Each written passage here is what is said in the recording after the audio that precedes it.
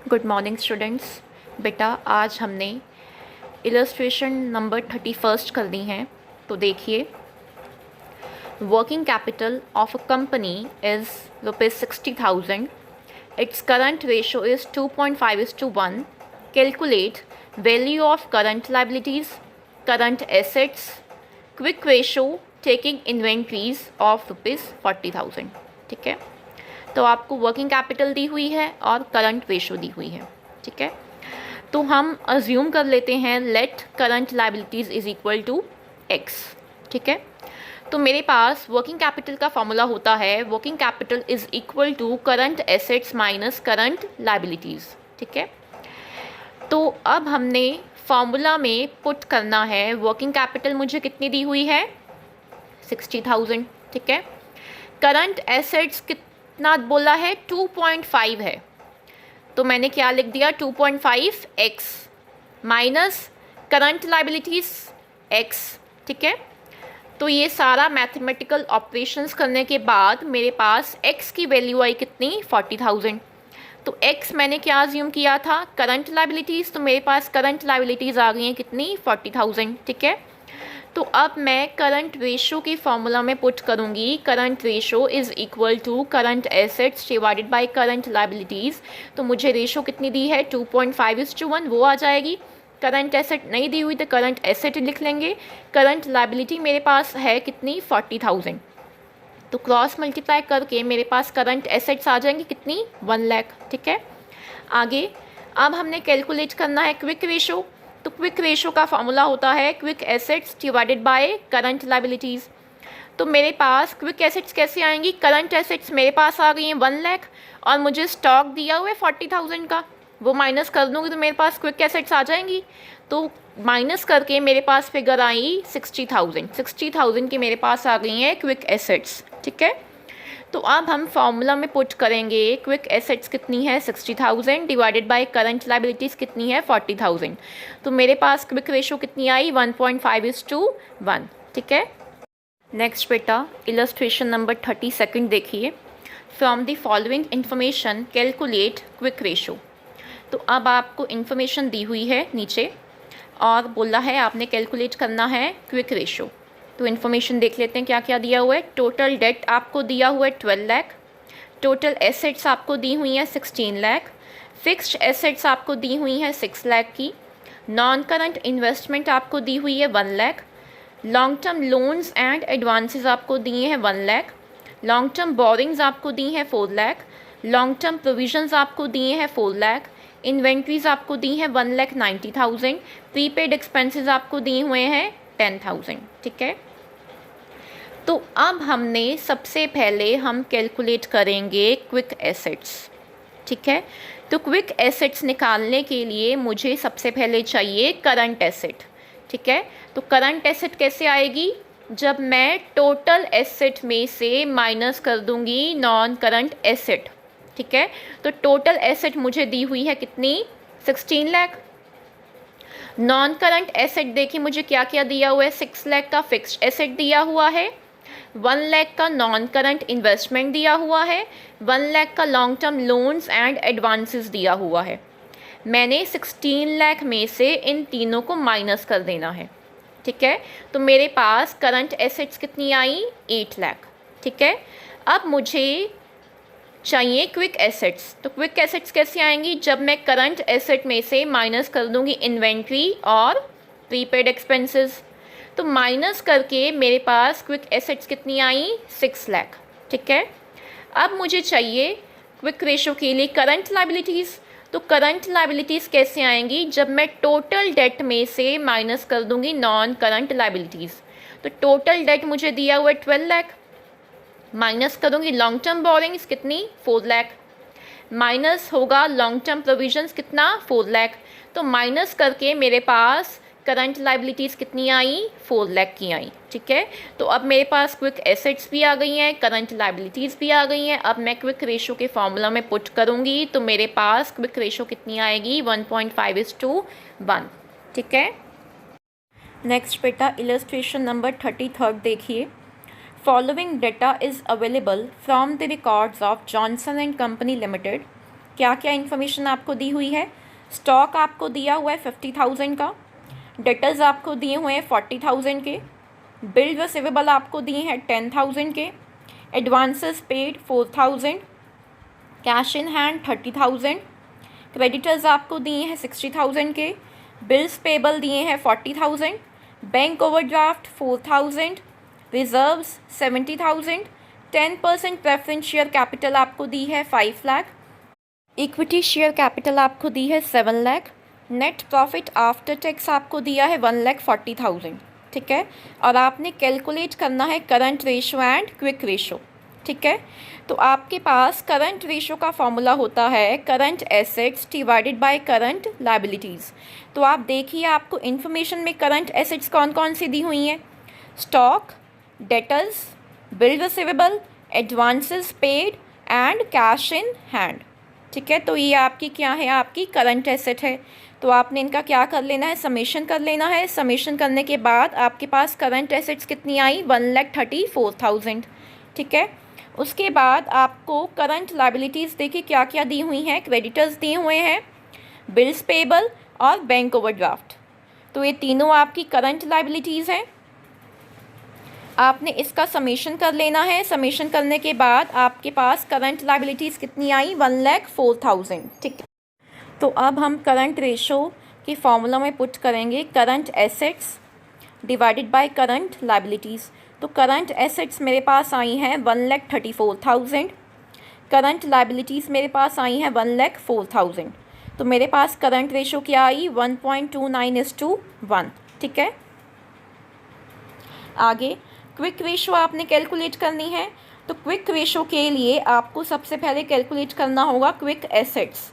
ठीक है, तो करंट एसेट्स में से जब आप इन्वेंट्रीज माइनस कर दोगे तो आपके पास आ जाएंगे क्विक एसेट्स। तो आपके पास क्विक एसेट्स कितनी आई, 84,000।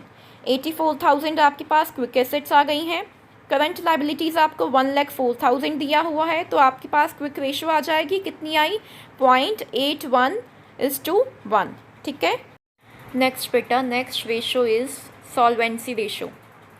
सॉल्वेंसी रेशो होती है अगर हमने अपनी कंपनी की लॉन्ग टर्म पोजीशन को चेक करना है कि हम लॉन्ग टर्म में अपनी जितने भी लायबिलिटीज़ हैं हम क्या पे कर पाएंगे। अगर मैंने उस पोजीशन को चेक करना है तो वो मैं कैसे चेक कर सकती हूँ, with the help of solvency ratio. ठीक है, तो फर्स्ट रेशो हम करते हैं इसकी debt to equity ratio. Debt means आपकी long term debt, equity means आपके शेयर होल्डर फंड्स। जब मैंने लॉन्ग टर्म डेट और शेयर होल्डर फंड्स के बीच में रिलेशनशिप फाइंड आउट करना है तो कैसे होगा, with the help of date equity ratio. ठीक है, तो मेरे डेट इक्विटी रेशो का फॉर्मूला क्या है, long term debt divided by share holder funds. तो लॉन्ग टर्म डेट हमने कैसे करना है calculate, long term borrowings plus long term provisions. ठीक है, और शेयर होल्डर फंड्स आपने करना कैसे calculate, share capital plus reserve and surplus. Second formula क्या है शेयर होल्डर फंड्स कैलकुलेट करने का, non current assets plus non current investments plus long term loans and advances plus working capital minus non current liabilities. ठीक है, तो ये formulas हैं, ये आपने लर्न करने हैं। ठीक है, नेक्स्ट बेटा इलस्ट्रेशन नंबर 36 देखिए। From the following information calculate debt to equity ratio. आपको कुछ इन्फॉर्मेशन दी हुई है और आपने कैलकुलेट क्या करना है, डेट इक्विटी रेशो आपने कैलकुलेट करनी है। इन्फॉर्मेशन देखते हैं क्या क्या दिया हुआ है आपको।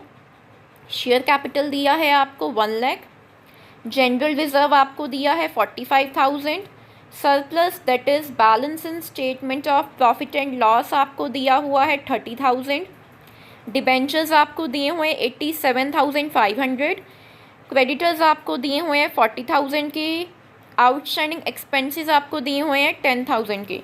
तो आपके पास फॉर्मूला है डेट इक्विटी रेशो का, long term debt divided by share holder funds. तो आपके पास लॉन्ग टर्म डेट क्या दिया हुआ है, डिबेंचर्स, ओनली वन आइटम, क्योंकि आपकी क्रेडिटर्स और आउटस्टैंडिंग एक्सपेंसेस आपकी करंट लाइबिलिटी होती है, ठीक है। तो लॉन्ग टर्म डेट आपको एक ही दिया हुआ है, डिबेंचर्स, तो आ गया 87,500। शेयर होल्डर फंड्स के लिए हमें क्या चाहिए होता है, शेयर कैपिटल और रिजर्व एंड सरप्लस। हमें शेयर कैपिटल भी दी हुई है कितनी, 1 लाख। रिजर्व एंड सरप्लस कितना दिया हुआ है, रिजर्व दिया है मुझे 45,000, सरप्लस दिया है 30,000। तो इन तीनों को प्लस किया तो मेरे पास शेयर होल्डर फंड्स आ गए कितने, 1,75,000, ठीक है। तो अब हम इस वैल्यू को करेंगे पुट फॉर्मूला में, 87,500 डिवाइडेड बाय 1,75,000, आपके पास रेशो आई 0.5:1, ठीक है। नेक्स्ट बेटा इलस्ट्रेशन नंबर 37 देखिए। Calculate debt to equity ratio from the following data.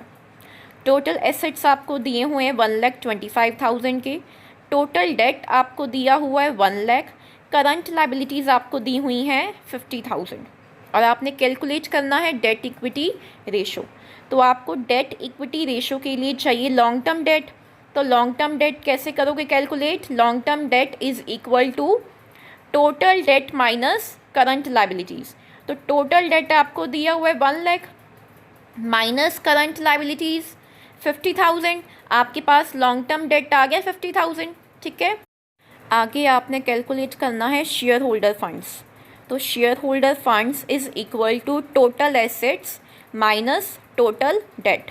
तो टोटल एसेट्स आपको दी हुई है 1,25,000, टोटल डेट आपको दिया हुआ है 1 लाख। तो 1,25,000 माइनस 1 लाख, आपके पास शेयर होल्डर फंड्स आ जाएंगे 25,000, ठीक है। तो अब आपके पास लॉन्ग टर्म डेट भी आ गया है और शेयर होल्डर फंड्स भी आ गया है। अब हम करेंगे इसको पुट फॉर्मूला में, तो आपके पास रेशो आई 2:1, ठीक है।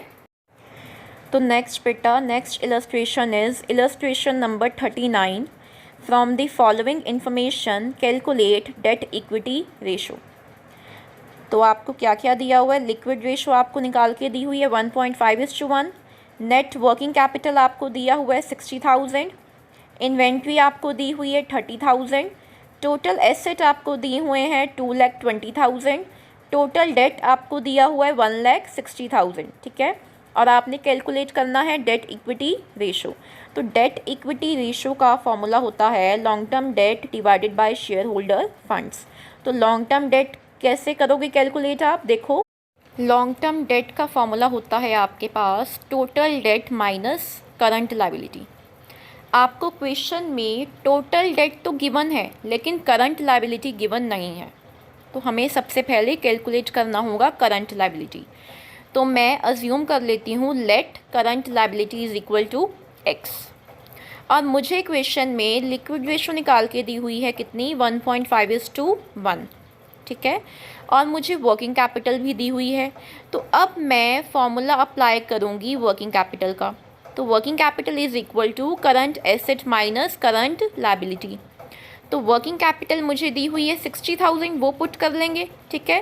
करंट एसेट मुझे नहीं दी हुई लेकिन मुझे स्टॉक बताया हुआ है कि स्टॉक कितना है 30,000, ठीक है। और मुझे लिक्विड रेशो में लिक्विड एसेट का कितना दिया हुआ है पार्ट, 1.5। तो मैं लिख दूँ 1.5x प्लस 30,000, क्योंकि मेरी करंट एसेट किसके इक्वल होती है, लिक्विड एसेट प्लस इन्वेंट्री। तो मैंने लिख दिया लिक्विड एसेट्स प्लस इन्वेंट्री, ठीक है। करंट लाइबिलिटीज़ मुझे नहीं दी हुई और मैंने उसको एक्स एज्यूम किया है, तो क्या लिख दूँगी, -x, ठीक है। अब हम करेंगे मैथमेटिकल ऑपरेशंस लगाने के बाद मेरे पास x आ रहा है कितना, 60,000, जिसको मैंने अज्यूम किया था करंट लाइबिलिटी, ठीक है। तो अब मेरे पास करंट लाइबिलिटी आ गई है 60,000। तो अब मेरे पास लॉन्ग टर्म डेट में कैलकुलेट कर लूँगी। मुझे टोटल डेट दिया हुआ है 1,60,000 माइनस करंट लाइबिलिटी 60,000, तो मेरे पास लॉन्ग टर्म डेट आ जाएगा 1 लाख का, ठीक है। तो अब मेरे पास लॉन्ग टर्म डेट आ गया है कितना, 1 लाख, ठीक है। अब मैंने कैलकुलेट करना है शेयर होल्डर फंड्स। तो शेयर होल्डर फंड्स का क्या फार्मूला है, total asset minus total debt. तो 2,20,000 की आपको टोटल एसेट दी हुई है, टोटल डेट आपको 1,60,000 का दिया हुआ है। तो आपके पास शेयर होल्डर फंड्स आ गए कितने, 60,000 के। तो अब आपके पास लॉन्ग टर्म डेट आ गया है 1 लाख, शेयर होल्डर फंड्स आ गया है 60,000। अब हम करेंगे फॉर्मूला में पुट, तो मेरे पास डेट इक्विटी रेशो कितनी आई, 1.67:1। ठीक है। नेक्स्ट बेटा इलस्ट्रेशन नंबर 40 देखिए। Calculate debt to equity ratio from the following information. आपको इन्फॉर्मेशन क्या क्या दी हुई है, फिक्स्ड एसेट ब्रैकेट में लिखा है ग्रॉस कितना 6 lakh, accumulated depreciation 1 lakh, non current investments 30,000, long term loans and advances 20,000, current assets आपको दी हैं 2,50,000, करंट लाइबिलिटीज़ आपको दी हैं 2 लाख, लॉन्ग टर्म बोरिंग्स आपको दी हैं 3 लाख, लॉन्ग टर्म प्रोविजंस आपको दी हैं 1 लाख। और आपने कैलकुलेट करना है डेट इक्विटी रेशो। तो डेट इक्विटी रेशो का फॉर्मूला होता है long term debt divided by share holder funds. तो हम सबसे पहले कैलकुलेट करेंगे लॉन्ग टर्म डेट। तो लॉन्ग टर्म डेट में आपको क्या क्या दिया हुआ है, लॉन्ग टर्म बोरिंग्स दी हुई हैं और लॉन्ग टर्म प्रोविजंस दी हुई हैं। दोनों को प्लस कर लेंगे, मेरे पास आ जाएगा लॉन्ग टर्म डेट कितना, 4 लाख। अब हम कैलकुलेट करेंगे शेयर होल्डर फंड्स। तो शेयर होल्डर फंड्स का फॉर्मूला है मेरे पास non current assets plus current assets minus current liabilities minus non current liabilities. तो मुझे नॉन करंट एसेट्स कितनी दी हुई हैं, देखो मुझे फिक्स्ड एसेट्स दी हुई हैं 6 लाख की जो ग्रॉस वैल्यू है, और एक्यूमुलेटेड डेप्रीसिएशन दी है 1 लाख। तो मैं पहले इसको माइनस करूँगी, मेरे पास आ जाएगी नेट फिक्स्ड एसेट्स। 6 लाख में से मैंने माइनस करना है एक्यूमुलेटेड डेप्रीसिएशन 1 लाख। ठीक है, तो मेरे पास आ गई 5 लाख की नेट फिक्स्ड एसेट्स। अब मैंने प्लस करना है नॉन करंट इन्वेस्टमेंट्स, वो मुझे दी हुई है 30,000 की। प्लस करना है मैंने long term loans and advances कितना, 20,000। अब मैंने इनको प्लस किया तो मेरे पास नॉन करंट एसेट्स कितनी आ गई, 5,50,000 की। अब मैंने कैलकुलेट करना है नॉन करंट लाइबिलिटीज़। तो नॉन करंट लाइबिलिटीज़ मुझे सिर्फ 2 ही दी हुई हैं, कौन सी, लॉन्ग टर्म बोरिंग्स और लॉन्ग टर्म प्रोविजंस। इन दोनों को प्लस किया तो मेरे पास नॉन करंट लाइबिलिटीज़ कितनी आ गई, 4 लाख। तो अब मैं इसको फॉर्मूला में पुट करती हूँ। 5,50,000 के मेरे पास आए थे नॉन करंट एसेट्स, प्लस करना है मैंने करंट एसेट्स, वो मुझे कितने दिए हुए हैं, 2,50,000, माइनस करना है करंट लाइबिलिटी, वो मुझे दिया हुआ है 2 लाख, माइनस करना है मैंने नॉन करंट लाइबिलिटी, वो मैंने अभी कैलकुलेट किया है कितना, 4 लाख। तो ये सारा प्लस माइनस करके आपके पास शेयर होल्डर फंड्स आ गए कितने, 2 लाख। तो अब आपके पास लॉन्ग टर्म डेट भी आ गए हैं, शेयर होल्डर फंड्स भी आ गए हैं। अब आपने करना है वैल्यू पुट फॉर्मूला में। तो मेरे पास रेशो कितनी आई, 2:1। ठीक है।